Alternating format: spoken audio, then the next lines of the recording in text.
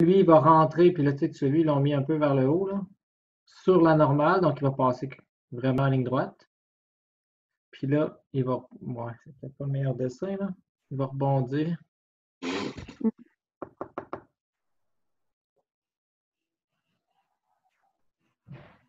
viens de le faire mieux, mon dessin, ou il est correct?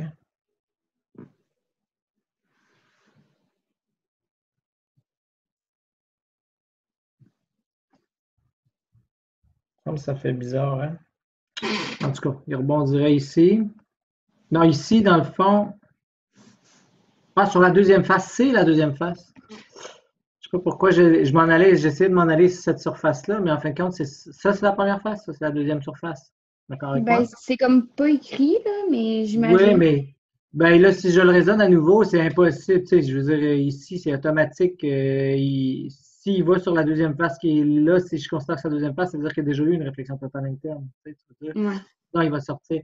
Fait que bon, si on l'analyse comme il faut, moi, c'est de même que je ferais ça. Donc, lui, il arrive ici, il va passer comme dans du beurre, puis là, après, il va rebondir. On veut ici qu'il rebondisse. Je veux plutôt dire ça de même. Je veux que ça soit une réflexion totale interne. Donc, si je veux qu'il y ait une réflexion totale interne, je vais avoir une normale qui est ici. Puis ça, je veux que ça soit l'angle critique. Tu vois un petit peu l'idée, là? Donc, parce que je veux l'indice, l'angle critique, ça veut dire qu'il va aller ici sur la surface. Puis, je sais que si j'ai un angle qui est plus grand que l'angle critique, automatiquement, il va rebondir comme ça, là. Ben, ça va changer l'angle un peu, là. Mais est-ce que c'est clair ou... Ouais. Oui, OK. Je vais juste essayer d'effacer la petite affaire qui est là, si on veut être plus précis, là. Fait qu'il rebondirait comme ça. Fait qu'on cherche l'indice de réfraction, dans le fond, pour faire ça. On sait Mais que c'est 60 en haut, on sait que c'est 60 ici, puis on sait que c'est 60 là. Oui, vas-y, Marielle. pourquoi il rebondit? Ben, pourquoi il reste comme dans le prisme sur la limite? Ben, c'est l'angle critique, c'est la définition, là, tu sais, à l'angle critique, c'est Ah, 90 degrés, là. Tu sais, ah, c'est ok, comme la ok, ouais. réfraction qui donne 90 degrés Ok, en angle. c'est bon.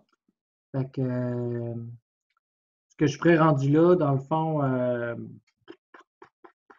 ouais, je sais que si j'ai 90 ici, j'ai 90 ici, j'ai 90, 60, j'ai 30 ici. D'accord avec moi? Si j'ai Ouais, 30 là, ben, ça veut dire que mon angle critique, il faut que ça soit 60 degrés, là.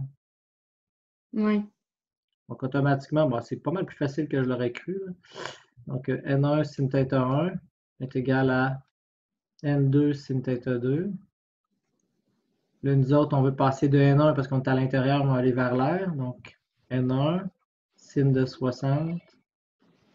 Accepter,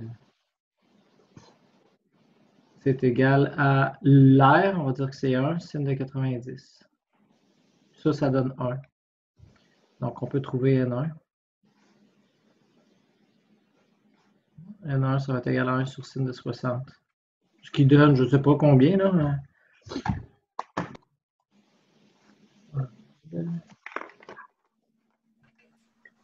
1,15. Bon, 1,15, là.